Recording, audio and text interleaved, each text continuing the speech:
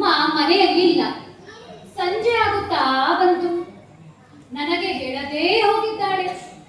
ಸ್ನೇಹಿತರೊಡನೆ ಆಟ ಆಡಿ ಆಡಿ ಆಯಾಸವಾಗಿದೆ. ಇನ್ನು ಮನೆಗೆ ಹೋಗುತ್ತೇನೆ.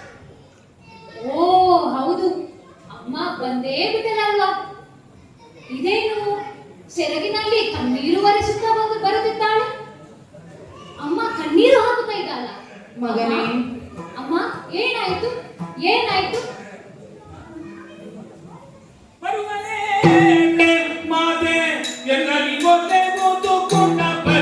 ಅಮ್ಮ ಮಗನೇ, ಇಷ್ಟು ವರ್ಷಗಳಲ್ಲಿ ನಿನ್ನ ಕಣ್ಣಲ್ಲಿ ಕಣ್ಣೀರು ಕಂಡಿಲ್ಲ. ಓಹೋ, ಇನ್ನು ಮುಂದೆಯೂ ಕಣ್ಣೀರು ಬರಲೇಬಾರದು. ನಾನಿದ್ದೇನೆ, ಹೆದರಬೇಡ. ನಿನಗೆ ಆಗಿರುವ ಚಿಂತೆಯನ್ನು ನಾನು ದೂರ ಮಾಡುತ್ತೇನೆ. ನನ್ನಂತಹ ಮಗನಿರುವಾಗ ನಿನಗೆ ಚಿಂತೆಯೇ? ಬಿಡು ಬಿಡು, ಹೇಳಮ್ಮ, ಏನಾಯ್ತು ಹೇಳು. ಮಗನೇ, ಏನು ಹೇಳಲಿ? ಇಂದು ಒಂದು ದೊಡ್ಡ ಸಂಕಟ ನಮಗೆ ಎದುರಾಗಿದೆ ಮಗನೇ. ಏನು ಗೊತ್ತೇ? ನಿನ್ನ ಮಾವ ನನ್ನಣ್ಣ ಶ್ರೀಕೃಷ್ಣ ಒಂದು ದಿನ ಅರ್ಘ್ಯವನ್ನ ಸಮರ್ಪಿಸುತ್ತಿರುವಾಗ ಆಕಾಶ ಮಾರ್ಗದಲ್ಲಿ ಸಾಗುತ್ತಿದ್ದಂತಹ ಕುಬೇರನ ಮಗ ಗಯನ ಕುದುರೆಯ ಬೆವರಿನ ಬಿಂದು ನಮ್ಮಣ್ಣನ ಅರ್ಘ್ಯ ಜಲದಲ್ಲಿ ಸೇರಿ ಅರ್ಘ್ಯ ಜಲವು ಮಲಿನಗೊಂಡ ಕಾರಣ ಕೋಪಗೊಂಡಂತಹ ನಮ್ಮನ್ನ ತಿಳಿದುಕೊಳ್ಳದೆ ನಿಮ್ಮಪ್ಪ ಪಾರ್ಥ ಅವನನ್ನು ರಕ್ಷಿಸುತ್ತೇನೆ ಎಂಬುದಾಗಿ ಮಾತು ಕೊಟ್ಟಿದ್ದಾನೆ. ರಕ್ಷಿಸಲು ಸಾಧ್ಯವಾಗದೇ ಇದ್ದ ಪಕ್ಷದಲ್ಲಿ ನಾನು ಅಗ್ನಿ ಪ್ರವೇಶ ಮಾಡುತ್ತೇನೆ ಎಂಬುದಾಗಿ ನಿನ್ನಪ್ಪ ಪಾರ್ಥ ಕೂಡ ಪ್ರತಿಜ್ಞೆಯನ್ನ ಮಾಡಿದ್ದಾನೆ. ಹೀಗಿರುವಾಗ ನಮ್ಮಣ್ಣ ಶ್ರೀಕೃಷ್ಣ, ನಿಮ್ಮಪ್ಪ ಪಾರ್ಥ ಇವರ ಈ ಜಗಳದ ನಡುವೆ ಏನಾದ್ರೂ ಪರಿಹಾರ ಮಾಡಲಿಕ್ಕೆ ಸಾಧ್ಯವೇ ಎಂಬುದಾಗಿ ಯೋಚಿಸಿ ಅಣ್ಣನ ಹೇಳಿಕೆಯಂತೆ ನಾನು ಕಾಡಿಗೆ ಹೋಗಿ ನಿಮ್ಮಪ್ಪನಲ್ಲಿ ಮಾತನಾಡಿದೆ ಮಗನೇ. ಆದರೆ ಅವರು ಕ್ಷತ್ರಿಯೋಚಿತವಾದಂತಹ ಮಾತನ್ನಾಡಿದರು. ಒಬ್ಬ ಕ್ಷತ್ರಿಯನಾದವ ಮಾತು ಕೊಟ್ಟು ತಪ್ಪಿದರೆ ಅವನು ಬದುಕೆಯೂ ಸತ್ತಂತೆ ಎನ್ನುವುದು ಅವರ ವಾದ ಮಗನೇ. ಆದುದರಿಂದ ನಾನು ಹೋದ ಕಾರ್ಯ ಯಾವುದೂ ಸಾಧ್ಯವಾಗಲಿಲ್ಲ. ಗಯನನ್ನ ಬಿಡಲು ಹೇಳಿದ್ರೆ ಅವರದನ್ನು ಒಪ್ಪಲಿಲ್ಲ. ಹಾಗಿದ್ರೆ ನಾನು ಅದನ್ನು ಈಗ ನಮ್ಮಣ್ಣನಲ್ಲಿ ಹೇಳಬೇಕು. ಹೇಗೆ ಹೇಳುವುದು ಎನ್ನುವ ಚಿಂತೆ. ಉತ್ತಮ ಕೆಲಸವನ್ನೇ ಅಪ್ಪ ಮಾಡಿದ್ದಾರೆ. ಓಹೋ ಜನನಿ, ಮಗನೇ,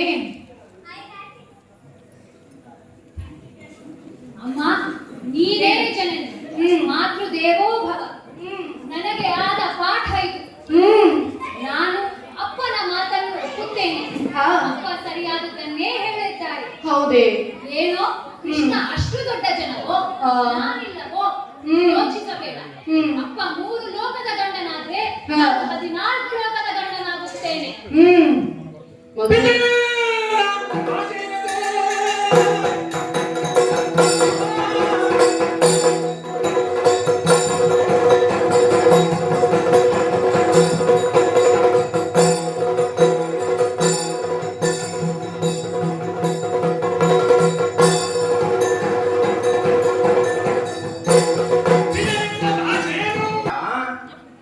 ಹಸಿವೆ ಆಗಿರಬೇಕು.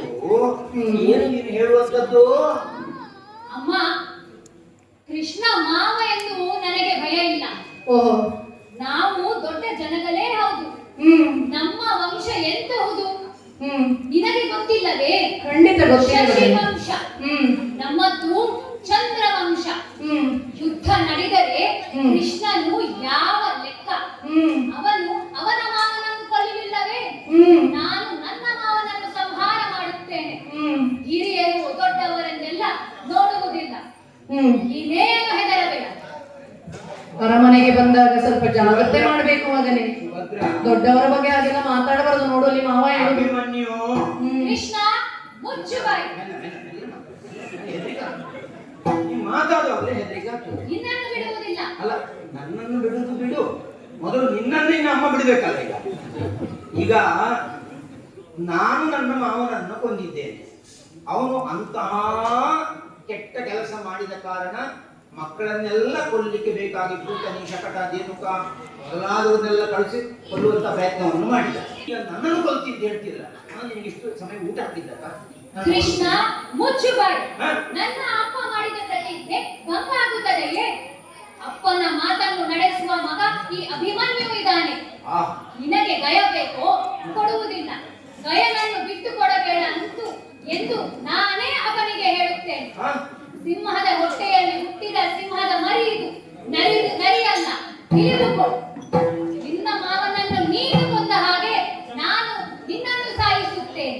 ಅಬ್ಬಾ ದೇವರೇ, ಇದು ಇಷ್ಟೊಂದು ಮಾತಾಡೋದಿಷ್ಟು ನಿನ್ನ ಕೊಲ್ತೇನೆ ಅಂತ ಸುಭದ್ರ ಅಣ್ಣ ಆಟ ಆಡಿಕೊಂಡು ಬಂದಿದೆ.